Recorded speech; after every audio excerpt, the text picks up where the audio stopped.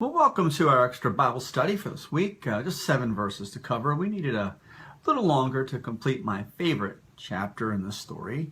Now today, Joseph talks with his brothers before they leave, and then they go up to Canaan to tell their father about Joseph. So let's read the last 7 verses of the chapter. This is chapter 45, by the way, verses 21 through 28. That's chapter 45, verses 21 through 28. So the sons of Israel did this. Joseph gave them carts as Pharaoh had commanded, and he also gave them provisions for the journey. And to each of them, he gave new clothing. But to Benjamin he gave 300 shekels of silver and 5 sets of clothes. And this is what he sent to his father: 10 donkeys loaded with the best things of Egypt, and 10 female donkeys loaded with grain and bread and other provisions for his journey. Then he sent his brothers away, and as they were leaving, he said to them, "Don't quarrel on the way." So they went up out of Egypt and came to their father Jacob in the land of Canaan. They told him, "Joseph is still alive. In fact, he is ruler of all Egypt."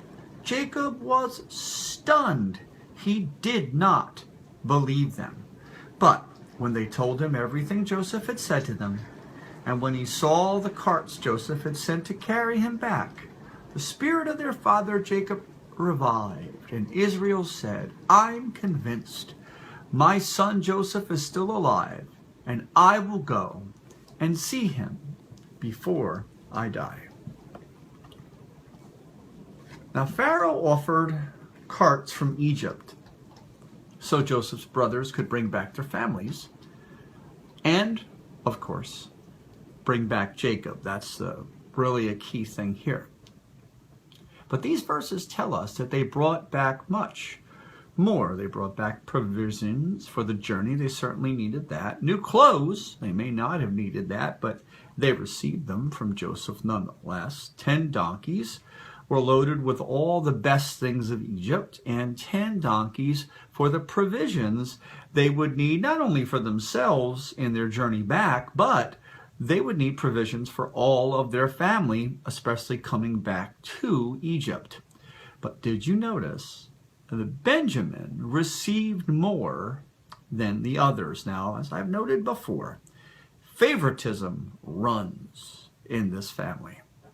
Isaac favored Jacob over Esau. Jacob favored Joseph, and later favored Benjamin over his other children.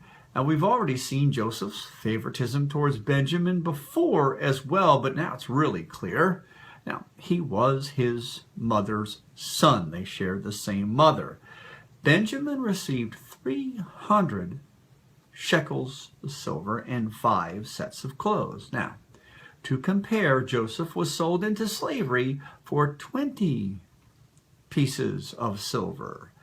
Benjamin is given 300 shekels of silver and, by the way, 5 sets of clothes. Now, we need to be very careful of favoritism. I want to say that to you, especially within a family. It can make family life very difficult, and I will tell you that when you read the whole story, and we started actually this journey with that, favoritism really affected this family. Now, that being said, we don't read of it here, and I think you need to know that. We don't see the brothers objecting as they did with Joseph so long ago. Now, their hearts have changed, but I still don't think favoritism, myself, is a very good idea. Now, I want to focus on something that Joseph said to them, because I think it's really important, and I think it's something that you and I definitely need to consider. He said to them, "Don't quarrel on the way." Isn't that interesting? The New King James Version says it better, I think. "Don't be troubled along the way." Don't quarrel. Don't trouble one another. Don't be troubled. Now, why do you think he said that? It's interesting. Most of the commentaries are pretty silent about these 7 verses that we read today. But man, they're not silent about this. They all had something to say. Zondervan Study Bible felt Joseph wanted nothing to delay their return and wanted them to avoid mutual accusation or recrimination of the past. The past would slow them down. An interesting thought. Perhaps something like that came up in the conversation all the brothers had with Joseph. And that would make Joseph say something like this to them. Now, Hinton takes it further. Hinton looks at the big picture a lot of times in her commentary on Genesis. She says she believes that Joseph has now become the leader of this family, the leader of the brothers. First of all, she thought that due to his position, his authority in Egypt, where they all would be going, but also due to his spiritual maturity, something that MacArthur also hints at.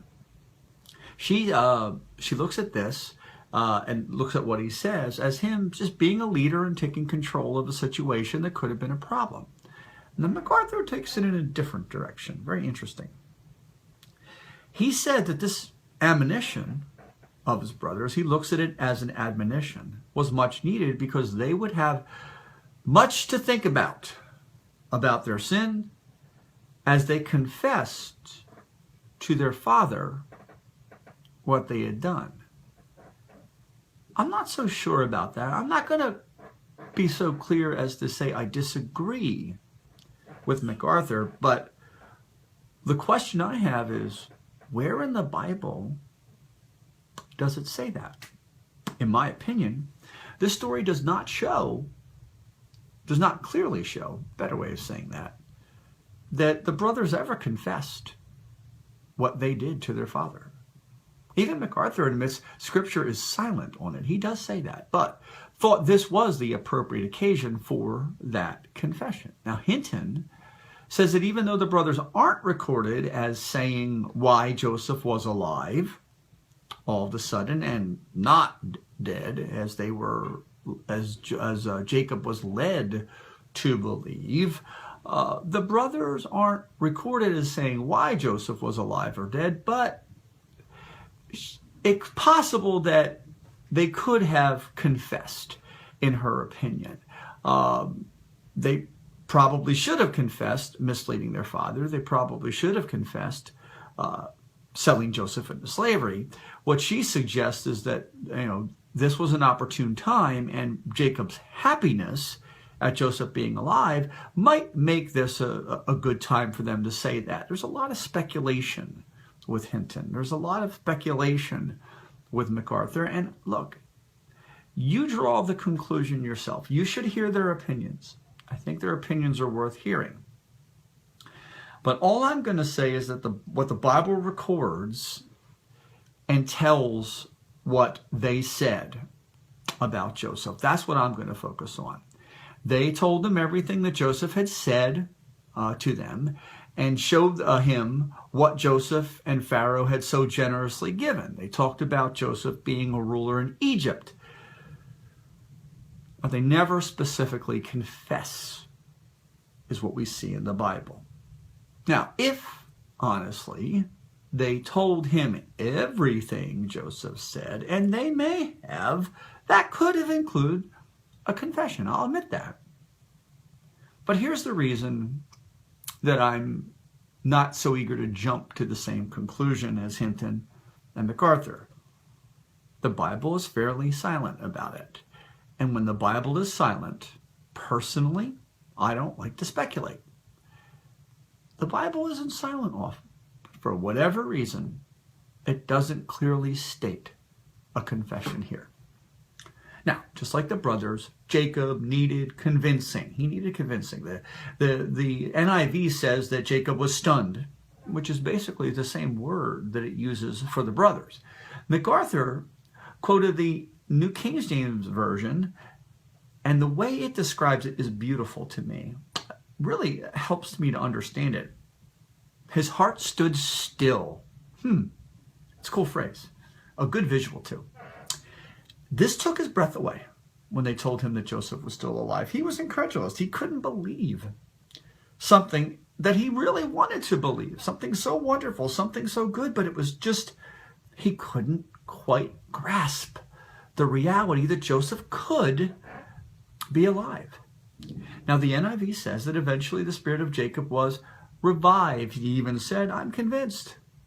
He longs to return and go to Egypt to see Joseph and to see Joseph before he dies. He actually says that. Now, as you'll see next week, they don't waste any time setting out. In fact, next week's reading is interesting, and I really look forward to sharing it with you. So until then, until we start with chapter 46 in Genesis next week, God bless you, keep you well, and as I mentioned earlier, I do hope to see you at our drive-in service tomorrow, 10 o'clock at the Cross Keys Church. God bless you. See you soon.